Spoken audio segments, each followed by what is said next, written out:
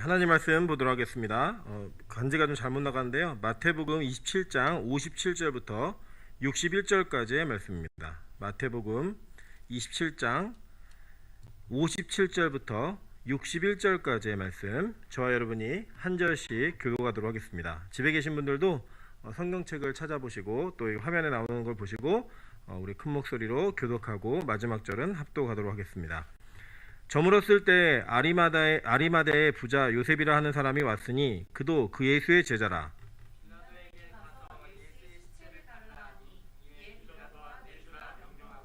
요셉의 시체를 가져다가 깨끗한 세마포로 싸서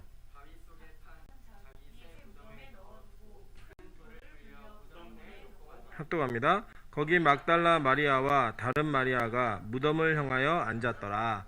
아멘. 네, 우리 주변에 있는 분들에게 그리고 이웃 옆에 있는 우리 가족들에게 이렇게 한번 인사하도록 하겠습니다. 실제로 볼 날이 너무나 그립습니다. 라고 한번 인사하겠습니다. 네, 어제 저희가 이 화면으로 줌이라는 그 어플로다가 화면으로 저희 몇몇 분들을 만나뵀는데 너무들 좋아하시더라고요. 그래서 빨리 만나야겠구나. 어쨌든 이런 생각이 좀 들었습니다. 여러분 기도 좀 많이 해주셔가지고 한국 사회의 어려운 문제가 빨리 끝나서 속히 만나서 예배할 수 있는 날이 함께 빨리 올 수 있도록 우리 함께 기도하고 또 간구하는 마음 갖도록 하겠습니다. 네, 오늘은 마태복음 27장 57절부터 61절까지의 말씀을 가지고 장사한 지 사흘 만에 라는 제목으로 하나님 말씀 증거하도록 하겠습니다. 사실 이제 지난주까지 저희가 십자가만 한 4주를 달았거든요. 하도 예수님의 십자가 계속 못만 박아가지고 오늘은 좀 장례를 치러드려야 부활도 하시니까 좀 진도를 나가야겠다라는 마음으로 제가 십자가 한 번 더 하고 싶었는데 꾹 참고 이제 장례로 넘어왔습니다. 사실 이 구절은요, 저희가 고백하는 구절 중에 굳이 없어도 이 흐름상에는 전혀 문제가 안 돼요. 십자가 못 박아 돌아가셨다가 그냥 부활하셔도 되거든요. 바로 이게 우리가 사실 이 내용을 집중하지 않는다면. 근데 우리 믿음의 선조들이 또 이 하나님을 제대로 이해했고 예수 그리스도를 정확히 믿는 사람들이 굳이 이 장사된 그 내용을 기록해 놨다라는 거예요. 기록해 놨는데 도대체 이것이 어떤 의미가 있는 것이고 또 우리가 어떻게 고백해야지 이 고백에 맞는 믿음을 갖고 있는 건가, 이런 내용들을 우리 본문과 또 이 본문에 관련되지 여러 가지 구절들, 또 하이데베르그 요리문답에 있는 질문을 통해서 좀 확인해 보도록 하겠습니다. 오늘 여러분이 나눠드린 간지의 첫 번째 그 박스에 보시면 41번 문항이 있습니다. 문항 제가 문제를 읽으면 여러분 답을 읽으시면 됩니다. 왜 그리스도는 장사 지낸 바 되셨습니까?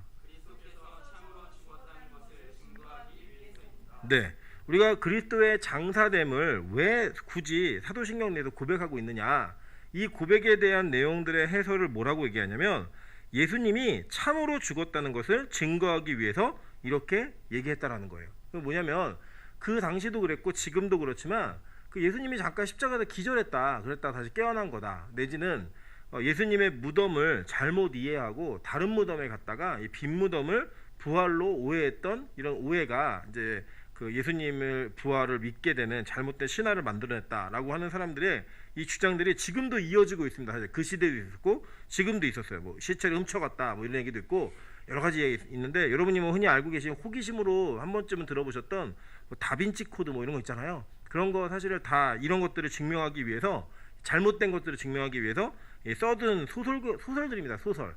근데 이 소설들의 내용들을 보다 보면 우리가 이렇게 혹할 만한 내용들이 좀 있다라는 거예요. 그런데 그런 내용들에도 불구하고 왜 우리 믿음의 조상들은 이 장사됨을 정확히 증거했고 정확히 고백함으로 말미암아 예수의 죽으심에 대한 것들을 강조하고 이 장사에 대한 의미를 부여하고 있는지, 이 내용들이 너무나 중요합니다. 왜냐하면 이 답에도 우리가 읽었지만 예수님이 완벽하게 참으로 죽으셨다는 거예요. 요한복음 19장 31절부터 36절에 보면 이렇게 고백합니다. 이날은 준비일이라 유대인들은 그 안식일이 큰 날이므로 그 안식일에 시체들의 십자가에 두지 아니하려 하여 빌라도에게 그들의 다리를 꺾어 시체를 치워달라 하니, 군인들이 가서 예수와 함께 못 박힌 첫째 사람과 또 그 다른 사람의 다리를 꺾고 라고 얘기해요. 자, 여기 보시면 이게 도대체 왜 다리를 꺾냐 이렇게 이해하시기 좀 어렵게 표시가 되고 있지만, 이거는요 십자가에 달리는 모습만 흉내를 내도 금방 알 수 있습니다. 여러분 이제 보통 보시는 십자가에 예수님 달려 돌아가시는 모형물이나 이런 그 십자가 상징물을 보신 기억이 있을 거예요. 그럼 보통은 어떻게 하죠? 예수님이 이렇게 딱 그 양팔을 벌리시고 다리를 쭉 펴시고 이렇게 수건을 살짝 두르시고 십자가에 약간 고개를 꺾고 이렇게 그 매달려 계신 모습들을 대부분 상상하실 겁니다. 사실은 이 상상은 그 고증에 의하면 전혀 맞지 않는 상상입니다. 원래 예수님의 십자가는 그 위에 T자형의 나무판에다가 위에 죄목을 달아놓고요. 이 무릎이 그러니까 완전히 꺾여지도록, 완전 접히도록 해놓고 못을 박아요. 그래서 십자가에 실제로 그런 모습을 여러분 벽에 기대해 보시면 호흡하기가 굉장히 힘듭니다. 호흡을 하려면 이 못 박힌 다리에다가 자기 몸무게를 의지하고 자기 몸을 약간 들어 올려야지만 호흡을 하기가 편해요. 그러니까 이 호흡이 계속 지속되는 한은 그 십자가에서 계속 달려있는 고통의 기간이 길어지는 거예요. 사실은 그래서 이 십자가형을 당하는 가족들이 매를 때리는 군인에게 돈을 줬습니다. 왜 돈을 주냐면 더 많이 때려갖고 빨리 죽게 해달라고. 그 십자가에서 최장기간은 일주일 정도까지 산 사람들도 있다라는 보고들이 있어요. 그 고통을 줄여주기 위해서 이제 많이 매를 맞고 피를 더 많이 흘리고 십자가에 서는 것, 달리는 것이 더 그 죄인에게는 유익이 있다라는 어떤 그런 내용들을 가지고 가족들이 마지막 그 로마 군인들에게 이 매를 때리는 군인들에게 더 많이 때려달라는 뇌물을 줄 정도로 이 굉장히 참혹한 형벌입니다. 그리고 이 그 생각해 보세요. 이 다리뼈에다가 못을 박아가지고 십자가 달렸는데 호흡을 하려면 거기에다 자기 몸무게를 싣고 들어 올려야지만 호흡을 할 수 있는 거예요. 그러니까 지금 여기 유대인들이 보니까 안식일에는 이 시체를 그 나무에다 매달아두지 않는 거예요. 저주의 상징이었기 때문에 내려야 되는 거예요. 해 지기 전에 내려야 된다라는 그 율법 조항에 따라서 시체를 빨리 내리고 싶으니까 산 사람을 내릴 수가 없잖아요. 그러니까 죽이기 위해서 다리뼈를 꺾는 거예요. 꺾으면 어떤 일이 벌어지냐면 그들이 자기의 몸을 들어 올릴 수가 없기 때문에 호흡의 곤란이 더 빨리 옵니다. 그래서 호흡의 곤란 때문에 더 오랜 시간을 버티지 못하고 죽는 거예요. 그래서 첫 번째, 두 번째 누구예요? 강도들이었죠. 이 강도들의 다리를 꺾어서 그들이 더 이상 호흡하지 못하게 했고 그 호흡하지 못함으로 말미암아 그들의 죽음을 확인하는 거예요. 그래서 예수님의 다리도 꺾으려고 딱 가서 봤더니 이미 예수님이 어떻게 했어요? 돌아가신 거예요. 이미 그 아까 우리 읽었던 부분 그대로 이어보시면 이미 죽으신 것을 보고 다리를 꺾지 아니하고 그중 한 군인이 창으로 옆구리를 찌르니 곧 피와 물이 나오더라라고 얘기해요. 제 예전에 그 글 중에 예수님의 십자가에 대한 증거라는 그 책에서 어떤 그 외과 의사가 이 부분을 이렇게 주의하고 설명하면서 사람이 옆구리가 찔렸을 때 피와 물이 쏟아지는 그 장면은 심장 파열이 됐을 때만 일어나는 현상이라는 거예요. 이 심장 파열을 통해 모든 것이 쏟아졌다라고 얘기하죠. 그 실제로 여러분 아시겠지만 이 옆구리가 찌름으로 말미암아 피와 물이 쏟아지면서 어떤 일이 벌어지냐면 우리의 영원한 속죄가 완성되어지죠. 그러면서 속죄 완성되어진 말미암아 예수를 믿는 자들이 그리스도의 신부로서의 자격을 갖추게 되는 거예요. 죄사함, 영원한 죄사함이 그게 주어짐으로써 이게 어디에 나오죠? 아담과 하와가 이제 만들어질 때 아담의 갈비뼈에서 옆구리에서 갈비뼈를 하나님이 취하셔서 그 하와를 그 갈비뼈로 만드셨죠. 그죠? 이 만든 장면이 그 하나의 어떤 상징, 모형이 되어서 실제로 예수께서 옆구리가 터짐으로 말미암아 그 터진 것을 통해 물과 피가 쏟아지면서 교회가 즉 여자인 교회가 완성되어짐으로 말미암아 하나님께서 허락하신 온전한 결혼의 관계, 온전한 신랑과 신부의 관계가 형성되어지는 장면이 오늘 바로 이 영광스러운 장면 가운데 있었다라는 거예요. 동시에 그것은 무엇 때문에 이루어지는 거냐면 예수의 완전한 죽으심, 그 죽으심을 통해서만 이것이 이루어진다라고 성경은 증언하고 있는 것입니다. 보세요. 이를 본 자가 증언하였으니 그 증언이 참이라. 그가 자기의 말하는 것이 참인 줄 알고 너희로 믿게 하려 함이라. 이 일이 일어난 것은 그 뼈가 하나도 꺾이지 아니하리라 한 성경을 응하게 하려 함이라 라고 얘기해요. 그러니까 예수님이 완전히 돌아왔다는, 완전히, 그러니까 죽은 척했다, 뭐 기절했다, 뭐 이 정도의 내용이 아니고요. 실제로 예수의 호흡이 끊어졌고 그 호흡이 끊어진 그 시체로부터 물과 피가 쏟아지는 것을 증인들이 확인했다라고 하는 것을 요한은 너무나 자세하게 기록함으로 말미암아 예수의 죽음이 진짜 죽음이 아니라고 말하는 가능성 자체를 아예 차단시켜버렸어요. 그죠? 차단시켜버렸다는 거예요. 그래서 예수님의 죽음은요 완전한 죽음이었다는 거예요. 근데 이 죽음에 관련되어진 내용들이 오늘 특별히 어떤 한 사람에게 집중되어서 나타나는 걸 보게 됩니다. 이 마태는 뭘 소개하고 있냐면요, 아리마대의 부자 요셉이라는 사람을 소개하고 있다는 거예요. 아리마대의 부자 요셉. 이 요셉이 도대체 어떤 역할을 했는가? 우리 먼저 이 요셉은 어떤 사람이었는지를 한번 보도록 할게요. 먼저 3번 한번 먼저 보실까요? 3번 다 같이 한 목소리로 읽습니다. 시작.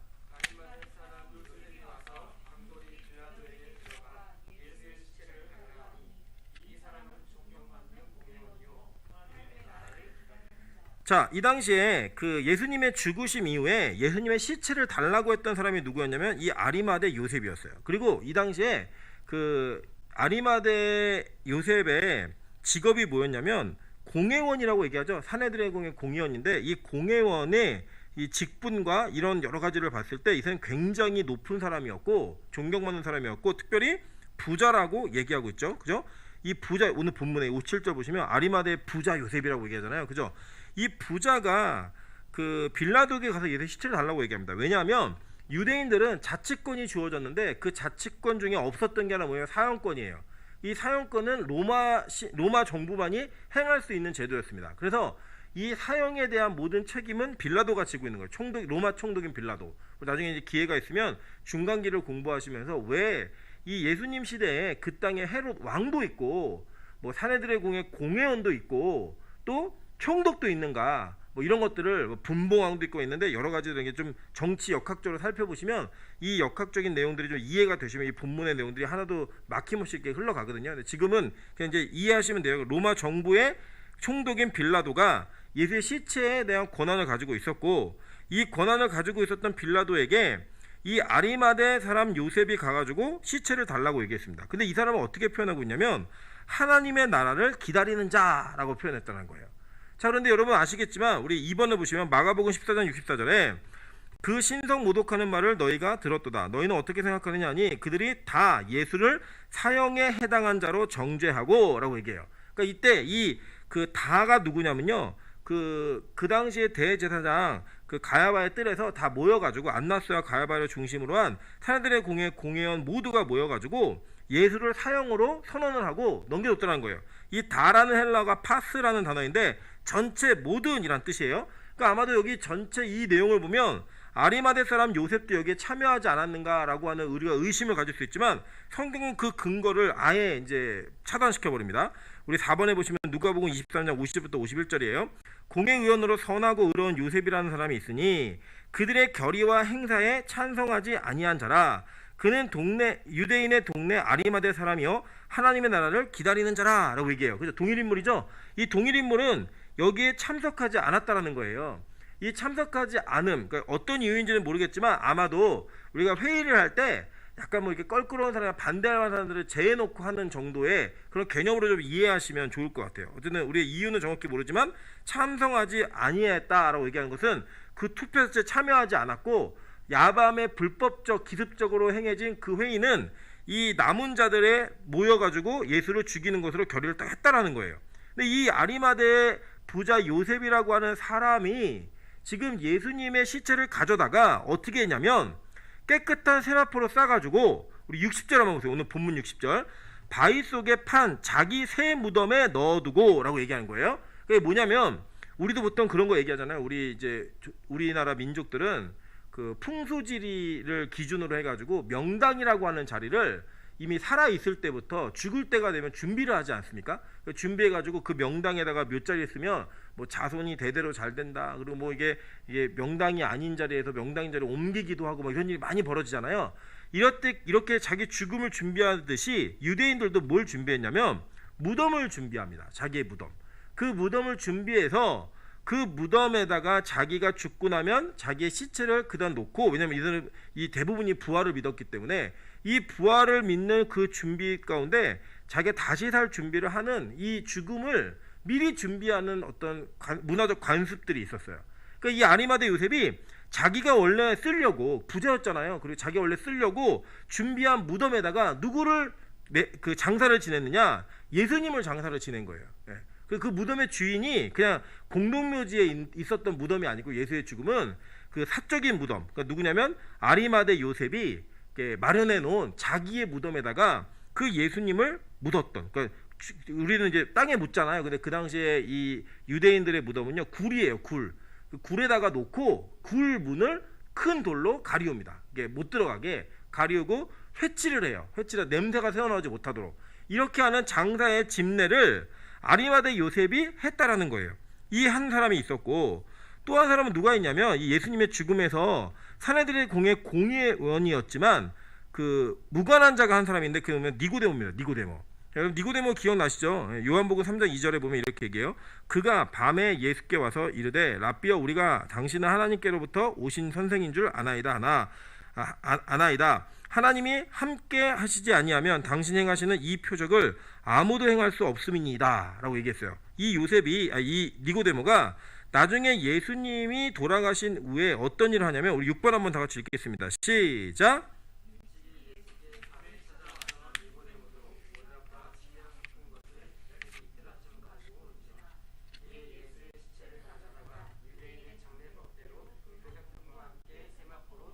네, 그러니까 지금 이 니고데모가 여기 옛날에 찾아왔던 과거죠. 그러니까 이 밤이라고 하는 걸 의도적으로 소개한다 그랬잖아요. 요한복음 공부하실 때 보면은. 그래서 그가 밤에 속한 자. 요한복음 1장에 예수님은 빛으로 오셨고 그 빛이 어둠을 비치되 깨닫지 못하더라라고 하는 것들을 예시로 보여주는 한 장면이 밤에 온 니고데모였잖아요. 거듭남에 대한 의미를 몰랐던 이 두 사람, 사내들의 공의원들 70인 중에 이 두 사람은 이 예수님의 죽음에 결의하지 않았고 그 죽음에 참여하지 않았다라고 성경은 증거한다라는 거예요. 근데 이 니고데모도 뭐랬냐면 아리마대 요셉과 함께 예수님의 시체를 가져다가 유대인의 장례법대로 그 향품과 함께 세마포로 싸서 이 장례를 지낸 거예요.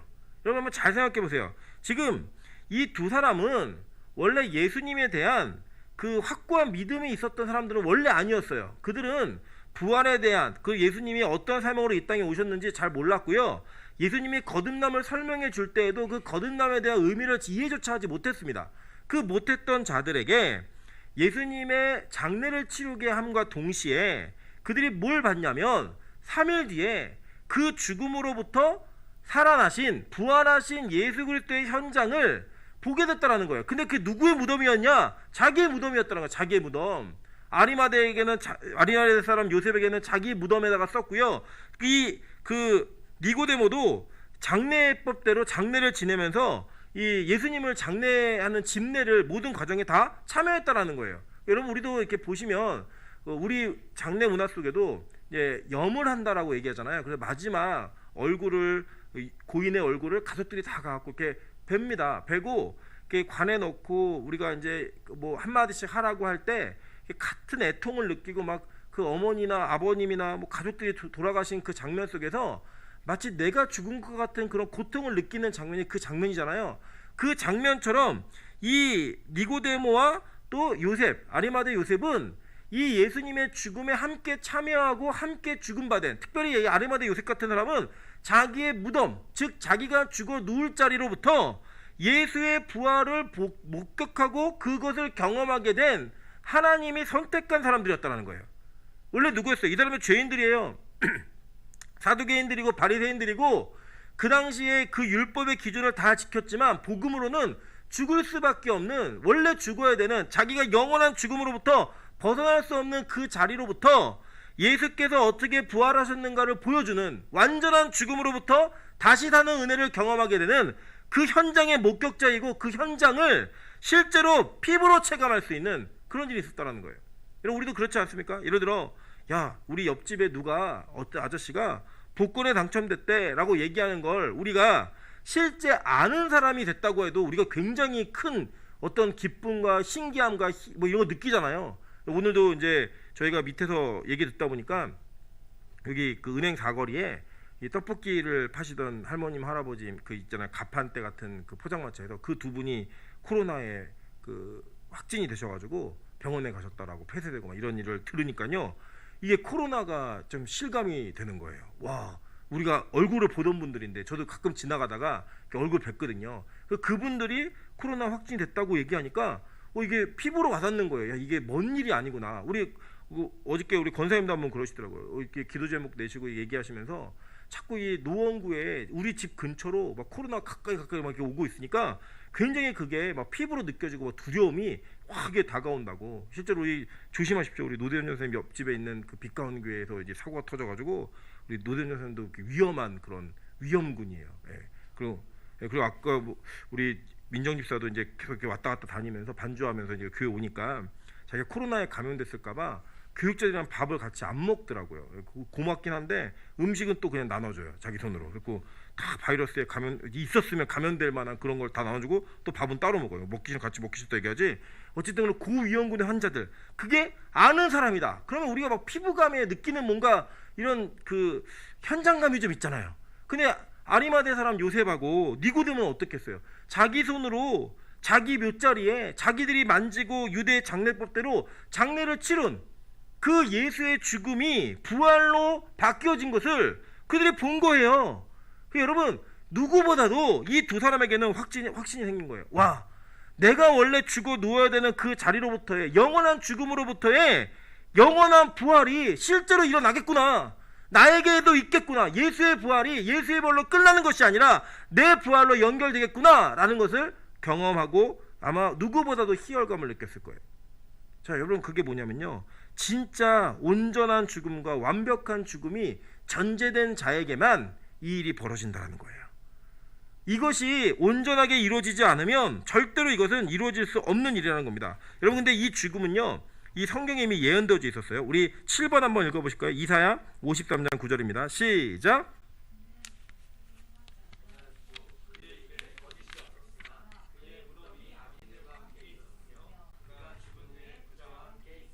와, 그죠? 여기 보니까 뭐라고 얘기해요? 예수의 죽음을 이미 이사야가 예언하면서 그의 무덤이 악인들과 함께 있었으며 라고 얘기해요. 왜 악인들이냐? 여러분, 죄인들은요, 죽는 것이 숙명입니다. 운명 같은 숙명이에요. 원래 다 죽어야 되는 거예요. 그 죽음의 자리에 있는 모든 자들이 다 악인들이에요. 죄를 지은. 여기서 악인, 그러니까 뭐 강도, 뭐 살인자 이런 뜻이 아니고 그냥 죽음을 경험해야 되는 데도 다 악인들인 거예요. 그 악인들과 함께 죽었고, 그가 죽은 후에는 누구랑 같이 있었다고요? 부자. 누구예요? 아리마대 사람 요셉. 이 사람이 이미 구약에 예언되어 있어서 이 예언이 성취가 되는 거예요. 그러니까 이 사람들이 예수의 부활을 경험하고, 아, 이분이 하나님의 아들이고 그리스도이시구나 라는 것을 느끼자마자 이 구약에 있는 말씀들이 자기에게 모두 성취되었다는 것이 막 확인되는 거예요. 소름 끼치도록. 그래서 여러분 보세요. 여러분이 누군가 막, 야, 이 말씀 네 말씀이야, 너한테 막 응답같이 막 말씀이 막 오더라, 막 이런 거 저는 가끔 이게 보이거든요. 예배 드리거나 말씀 가운데 이 말씀은 너에게 응답이야. 근데 정작 누군 모르냐? 본인은 몰라요. 본인은 모르다가 실제로 자기에게 그 일이 딱 벌어지고 나면, 와, 진짜 말씀이 성취되었구나, 진짜 말씀이 이루어졌고, 그때 그 말씀이 나에게는 보증이었고 응답이었구나, 이거 느낀다는 거예요. 그 성취의 말씀을 느끼는 그 가운데 확신이 생기고 믿음이 강해지는 거예요. 그러니까 이 누구보다도 이 아리마대 요셉과 니고데모는 이 죽음의 현장을 경험했기 때문에 진짜 절망의 끝에서, 가장 어두운 절망에서 빛된 소망을 발견할 수 있는 자격이 갖추어지는, 그리고 그 소망을 자기의 피부로 느낄 수 있는 은혜가 있었다는 거예요. 그래서 예수님은요, 3일, 그러니까 사흘이 3일이에요. 3일.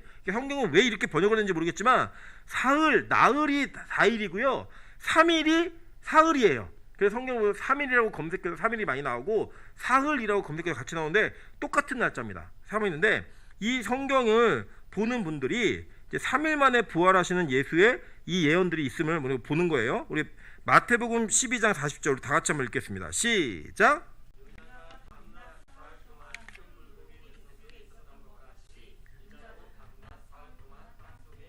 네, 우리 요나서 보시면 요나가 물고기 뱃속에 들어가잖아요. 그 물고기 뱃속에 들어갔던 이 사흘이라고 하는 3일을 예수님께서 직접 인용하시면서 내가 사흘 동안 땅속에 있다가 나올 거야 라고 하는 예언을 이미 이 마태복음에 보시면 하고 있으시다라는 거예요. 가르침을 하면서. 요한복음에도 하셨고. 그런데 이것은 이미 구약으로부터 3일이라고 하는 숫자는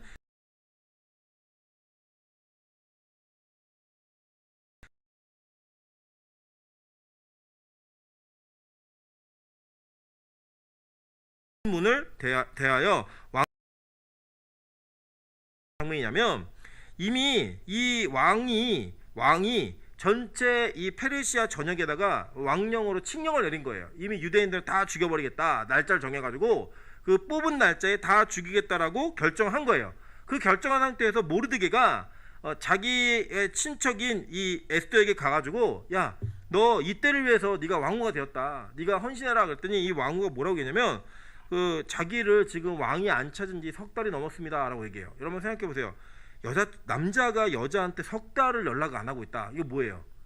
끝난 겁니다. 끝난 거예요. 관계가. 남자친구가 여자친구인데 남자친구가 여자한테 석 달을 연락 안 했다. 이거 뭐예요? 완전히 끝난 거예요. 여자가 석 달을 연락 안 했다. 이거 뭐예요? 삐진 거예요. 그냥. 남자가 석 달 안 한 거는 끝난 거예요. 부부간에 석 달을 대화를 안 하고 있는 거예요. 만나지도 못했어요. 그런데 이 여자가 나가면 죽어요. 왕의 허락이 없이 왕이 부르지 않았는데 왕 앞에 나가면 죽는 그런 이상한 말도 안 되는 법이 있었어요. 이 법의 앞에서 그가 나가면 죽습니다 라고 했더니 너 이렇게 네가 우리를 버리면 하나님이 너네 우리를 살리실 거고 너네 집은 박살날 거야. 이 얘기하니까 이 에스더가 얘기합니다. 내 지금부터 3일 금식합니다. 금식한 다음에 왕 앞에 나가겠으니까 우리 다 같이 모여갖고 기도하자고 얘기하고 3일 금식하고 나가는 장면이에요. 자, 이 장면은 뭐냐면요, 이미 이들은 죽은 거예요. 왕이 얘기해서 왕의 칙령이 내려질 순간 이들은 이미 끝난 목숨입니다. 이 죽었던 자가 3일 동안 뭐래요? 금식. 죽은 거예요. 진짜 죽고 난 그 3일을 통해 다시 왕 앞에 나갔을 때 왕이 너무 예쁜 거예요. 그러니까 굶으면 예뻐져요. 예쁜 이 왕후에게 호를 내밀면서 야, 너 굶어서 살 빠진 거 보니까 정말 예뻐졌구나 이러면서 왕의 호를 내밀므로 말미암아 어떤 일이 벌어졌냐, 이 유다인들이 다 살아요. 다 사는 존재가 돼요. 이게 언제 있었다? 3일 만에 일어난 일인 거예요. 3일 만에. 구약은 이미 3일 만에 많은 죽음과 다시 살아남에 대한 이야기들을 계속 얘기하고 있다는 거예요. 자, 출애굽기 3장 18절 우리 다 같이 11번을 읽겠습니다. 시작.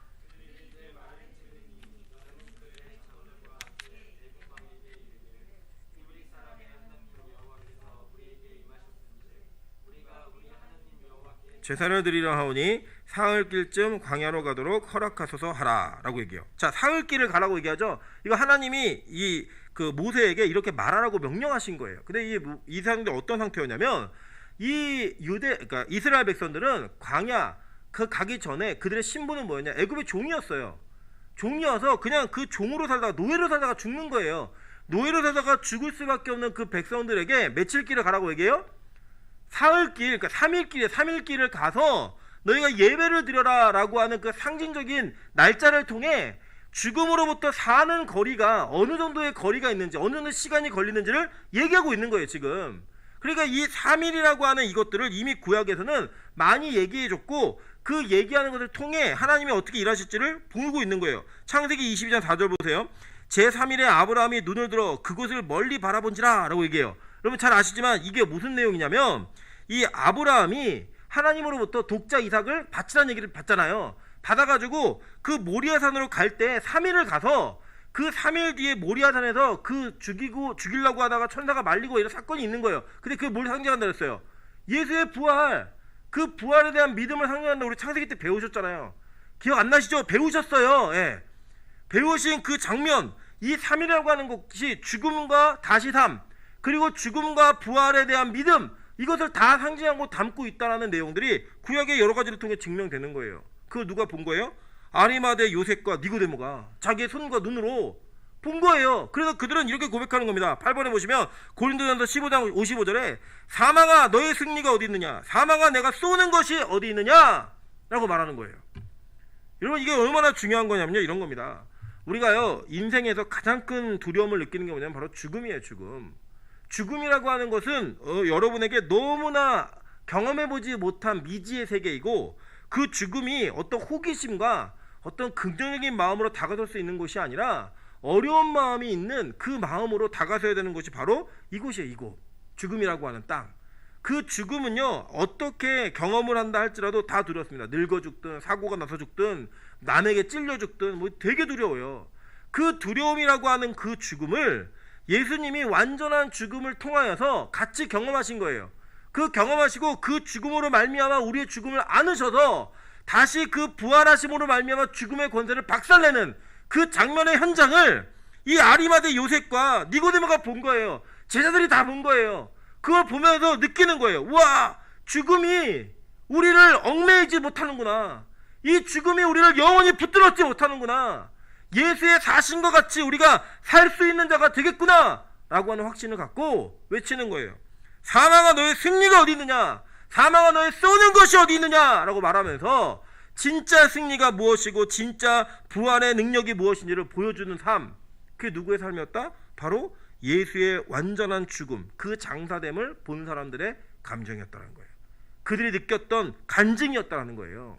그래서 이제는 그들은 영원한 죽음으로부터 다시 사는 것에 대한 확실하고 확고한 믿음을 그들의 눈에 보는 것으로 끝나는 것이 아니라 손으로 만진 바 되고, 그들이 들은 것으로 끝나는 것이 아니라 눈으로 본 바 되는 그런 기쁨을 갖는 그런 영원한 부활을 경험하게 됐다는 겁니다. 근데 여러분, 이것은 뭐가 전제가 되어야 된다고요? 장사됨, 진짜 죽음이 여러분에게 전제가 되어야 되는 거예요. 그렇다면 그 죽음을 깬 예수의 능력을 본 사람들이 죽었잖아요. 아리마대에서 죽었고 니고데모 또 죽었어요. 그리고 저와 여러분도 이 부활의 능력을 믿지만 죽어요. 자, 왜 죽는가 한번 보겠습니다. 문 42번 하이델베르그 요리문답입니다. 그리스도께서 우리를 위하여 죽으셨는데 왜 우리가 또 죽어야 합니까?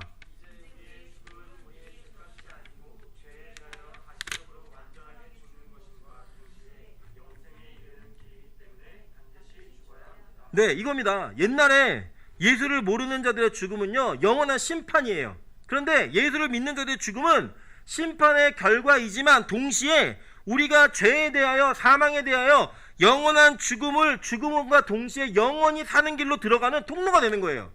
그래서 그 죽음의 권세를 깨고 일어나는 그 능력을 우리 모두가 다 경험하게 되는 것입니다. 그래서 죽는 거예요. 그래서 그 죽으심 가운데 완전한 죽음을 통해 영원한 삶을 경험할 수 있기 때문에, 그래서 이 로마서 6장 4절부터 5절에 이렇게 바울이 증거합니다. 그러므로 우리가 그의 죽으심과 합하여 세례를 받음으로 그와 함께 장사되었나니 라고 얘기해요. 뭐예요? 죽었다는 거예요. 우리가 죽었다. 이는 아버지의 영광으로 말미암아 그리스도를 죽은 자 가운데서 살리신 것 같이 우리도 또한 새 생명 가운데서 행하게 하려 함이라. 만일 우리가 그의 죽으심과 같은 모양으로 연합한 자가 되었으면 또 그의 부활과 같은 모양으로 연합한 자도 되리라.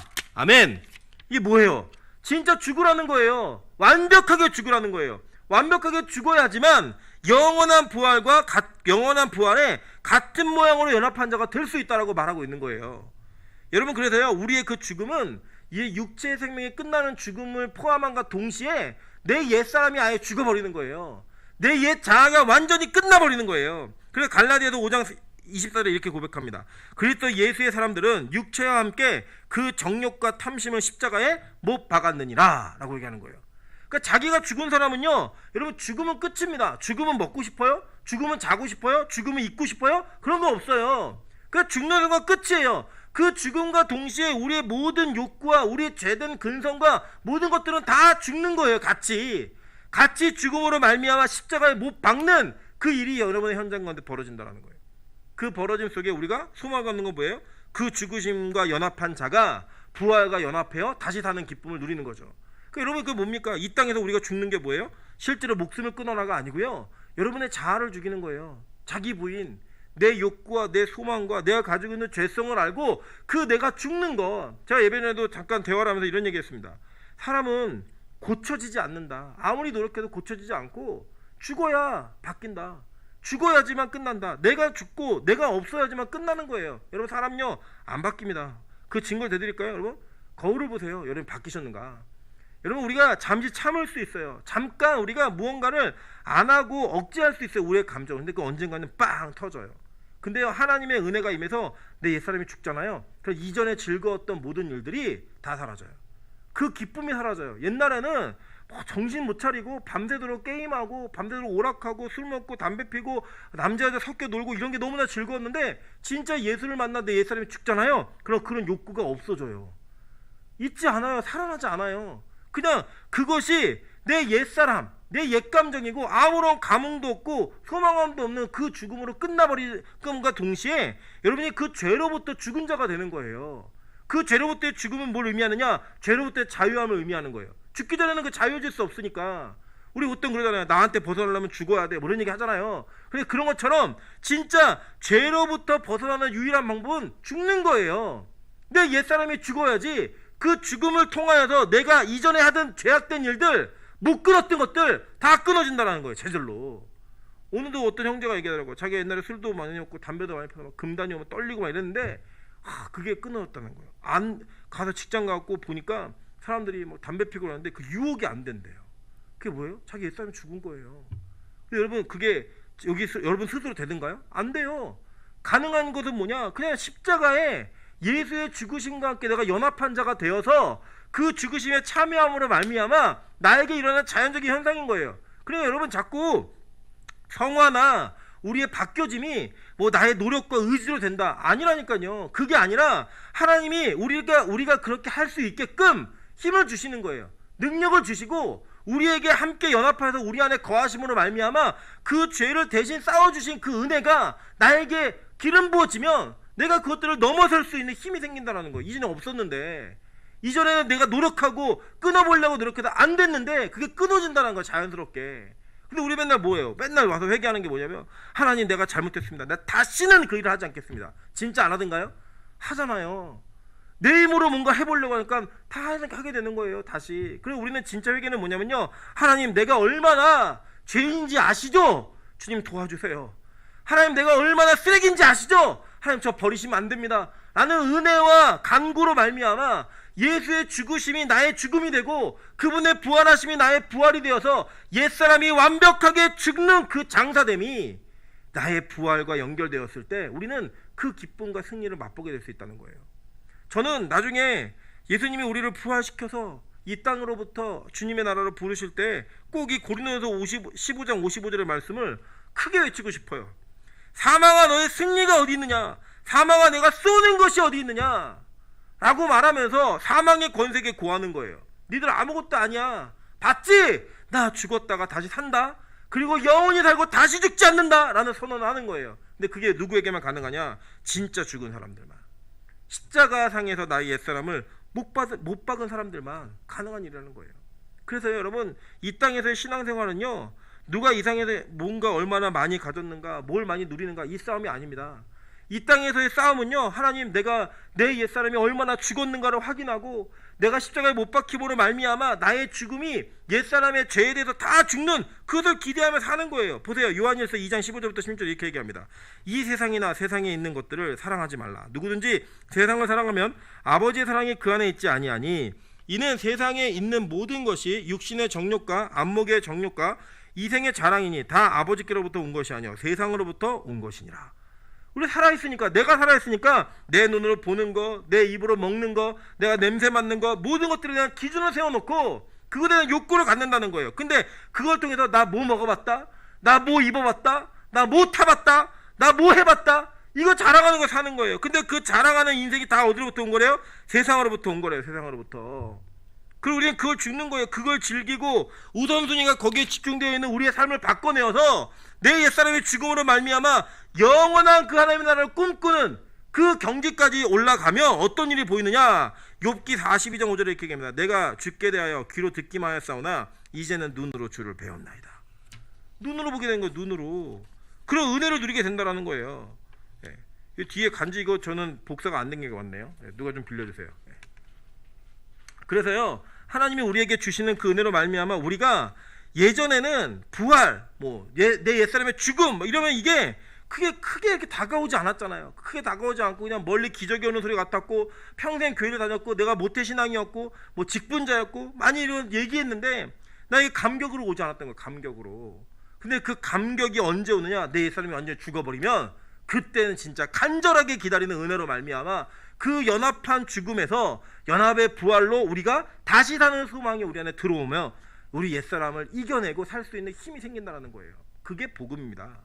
우리가 뭔가 노력하기 때문이 아니라, 내가 살아있음이 아니라 내가 죽음으로 말미암아 얻어지는 것, 그게 부활의 능력이라는 거예요. 그래서 예수는요, 이 땅에서 장사된 거예요. 이 땅에서 온전한 죽음을 경험하신 거예요. 왜냐? 저와 여러분의 죽음을 안고 가시기 위해, 저와 여러분의 죽음을 품고 그 죽음으로부터, 사망의 권세로부터 저와 여러분을 건져내시기 위한 반드시 거쳤어야 되는 과정, 그 과정이 바로 장사됨이에요. 장사됨. 욥이요, 이런 고백을 한 게요, 여러분 보면 욥이 욕심도 없고 하나님께 정말 순종했고 이런 얘기 하시잖아요. 근데 실제로 그렇지 않아요. 욥이요, 원래 이제 욥기 1장 21절에 이렇게 얘기해요. 하나님이 그대의 것을 다 걷어가니까 이르되 내가 모태에서 알몸으로 나왔었는즉 또한 알몸으로 그리로 돌아갈지어다. 주신 이도 여호와시요 거두신 이도 여호와시니 여호와 이름이 찬송을 받으실지니라 하고라고 얘기해요. 그러니까 진짜 믿음 좋다 얘기하죠. 네. 나중에 욥이요, 9장에 가면 하나님 나 한마디만 할게요 라고 얘기하면서 쭉 얘기하는 게 41장까지 계속 얘기해요. 40장까지 계속 얘기해요. 그러니까 하나님이 뒷부분에 가가지고요, 내가 이제 야 너 조용히 해봐, 내가 말할게. 그러면서 욥이 대답할 수 없는 질문을 계속 던지십니다. 너 우박이 어디서 내리는 줄 알아? 너 부엉이가 어디서 알랐는 줄 알아? 너 독수리 집이 어딘 줄 알아? 너 뭐 알아? 욥이요 그때서야 깨달아요. 그가 계속 떠든 게 무슨 내용이에요? 하나님 왜 가져왔어요? 이거예요. 처음에 고백은 멋있게 했잖아요. 하나님 내가 적신으로 나왔으면 적신으로 가는 게 맞습니다. 내가 알몸으로 나왔으면 알몸으로 가는 게 맞습니다. 근데 다 가져가니까요, 하나님 왜 가져갔어요? 원인이 뭐예요? 그거 갖고 친구들은 계속 싸우는 거예요. 친구들은 네가 죄 져서 가져가신 거야. 나 죄 안 졌어. 죄 안 졌는데 가져가신 거야. 정말로 주의 것이라고 생각했으면, 정말로 빈마음이었고 내 옛사람이 다 죽어서 이제 영원한 새 사람을 사는 그 은혜가 있었으면 다 가져가도 무슨 의미가 있어요? 이 땅에서 아무 의미 없는 건데, 그 의미를 두고 왜 가져갔는지 갖고 친구들이랑 싸웠어요. 계속 그 싸우고 난 다음에 결론이 뭐냐면, 하나님 제가 쓸데없는 말을 너무 많이 했습니다.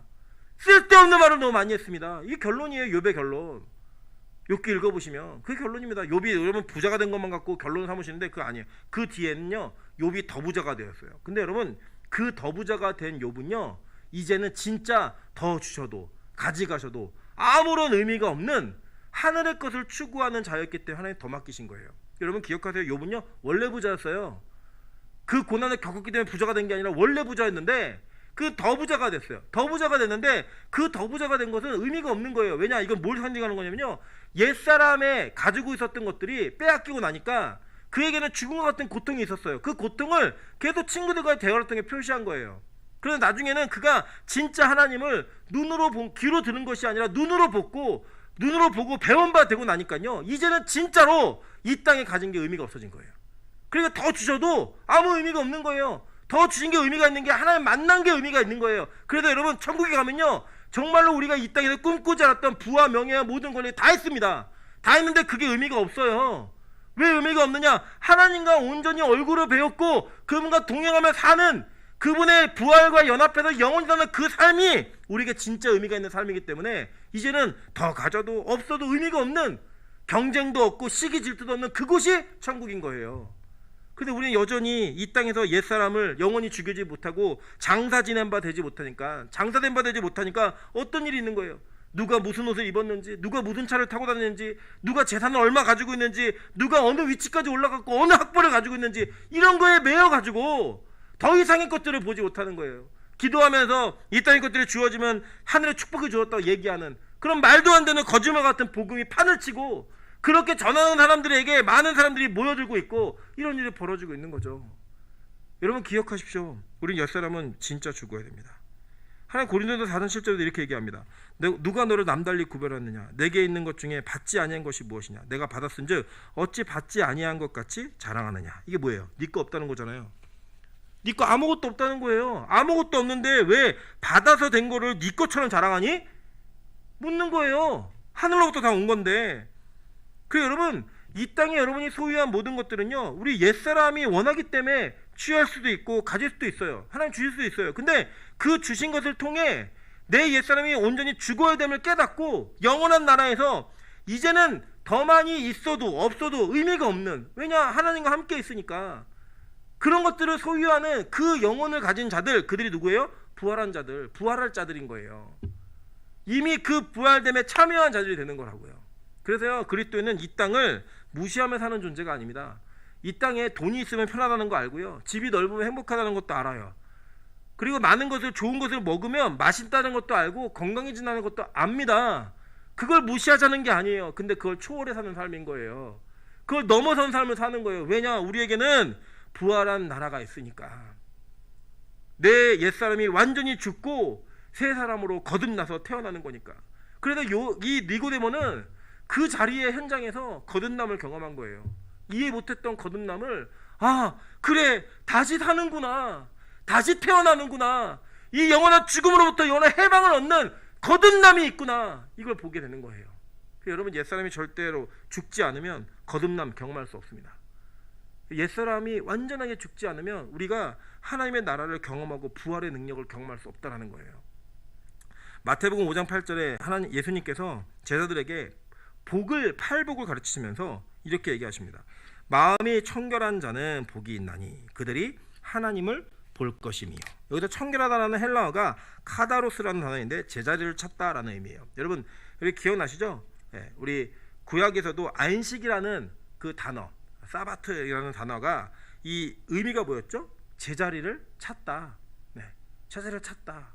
하나님은 하나님의 자리로, 우리 인간은 피조물의 자리로 가서 예배자와 예배하는 자와 예배를 받는 자의 위치가 결정되었을 때 제자리, 그게 뭐예요? 안식. 안식의 관계, 그게 뭐예요? 마음이 청결한 자에게만 있다는 거예요. 청결한 자. 우리가 마음이 청결하지 않으니까, 우리의 마음이 제자리에 있지 않으니까, 옛사람이 그대로 살아있으니까 맨날 또 경쟁하고 시기하고 질투하고 싸우는 거예요. 여러분 아마도 제가 우리 그 아는 분 중에 가락시장에서 일하시는 권사님과 대화를 좀 나누다 보니까요, 요새 경제가 많이 어렵고 힘드니까 사람들이 너무 예민해져가지고 몇 마디 아닌데도 싸우고 별일 아닌데도 다투고 막 날이 서 있다는 거예요. 다 칼날처럼 날이 서 있어갖고 농담 하나도 제대로 못하는. 옛날에 안 그랬대요. 분위기가 너무 좋았고 옆집이랑 친했고, 근데 막 손님이 뺏어가는 것 같으면 막 난리가 일어나고, 가거에 막 손님이 있거나 없거나 거기에 싸우고 막 이런 일이 막 벌어진다는 거예요. 아마 제가 예상할 때는 내년도 이거보다 어려웠으면 어려웠지 이거보다 좋지는 않을 것 같습니다. 상황이. 그러면 여러분 많은 주변에서요 막 민감하고 예민해지고 막 경쟁하고 시기 질투하고 날이 서 있고 서로를 향한 분노와 뭐 서로를 막 혐오하고 이런 감정이 있겠죠. 그리고 그 중심에 누가 있겠어요? 저는 교회가 있다고 생각합니다. 저희 교회가 이곳에서 30년 동안 예배를 드렸어요. 이전에는 방음도도 안 되는 상태에서 예배를 드렸는데요, 그 예배를 드리는 걸 가지고 신고가 들어오고 경찰이 오고 뭐 민원이 오고 뭐 이런 일들이 있고요. 분쟁들이 일어납니다. 이때 속상하죠. 마음 아프죠. 그런데 여러분 그런 상황 속에서도 우리가 옛사람 죽는 거예요. 뭐 우리가 할 말이 없겠어요? 뭐 말하자면 뭐 싸울 게 없겠어요? 뭐 얘기하자면 뭐 얘기할 게 없겠습니까? 근데 그때 그냥 옛사람을 죽인 그 상태, 이 세상을 초월해서 내 옛 자아가 죽고 주님이 원하시는 곳으로 갈 수 있는 그것을 바라보면서 지금의 문제를 뛰어넘을 수 있는 좀 그런 여유 있는 마음을 좀 가지세요. 그래서 우리가 그 기독교인들 되게 혐오하고 싫어하는데 저 사람들 우리가 그렇게 미워해도 반응하지 않네, 저렇게 싫어해도 그냥 옛날처럼 똑같이 섬기네, 우리가 그렇게 싫어하고 우리가 그렇게 저 사람들 미워하고 방해하고 이러는데도 그냥 저 사람들 그냥 기뻐하고 즐거워하네, 웃으면 아니네, 이런 소리를 좀 들었으면 좋겠어요. 근데 그게 누가만 가능하느냐? 옛사람이 죽은 사람만, 마음이 청결해서 내 옛 자아와 내 자존심과 내 자아가 다 무너진 자들만 가능하다는 거예요. 여러분 저는 오늘 저 여러분이 진짜 장사된 바 된 사람들 되었으면 좋겠습니다. 진짜 장사됨으로 말미암아 예수 그리스도의 죽음에 연합한 자, 그 내 옛 자아가 죽음으로 말미암아 진짜 소망을 볼 수 있는 저 여러분이 되셔서 주님께서 원하시는 날, 원하시는 때에 그 영원한 나라의 부활의 주인공으로 참여할 수 있는 저 여러분 되시기를 주님의 이름으로 축원합니다. 제가 한번 통성으로 기도하도록 하겠습니다. 우리 집에 계신 분들은 너무 크지 않게, 이웃에게 또 방해되면 안 되니까 너무 크지 않게 묵상으로 기도하셔도 기도됩니다.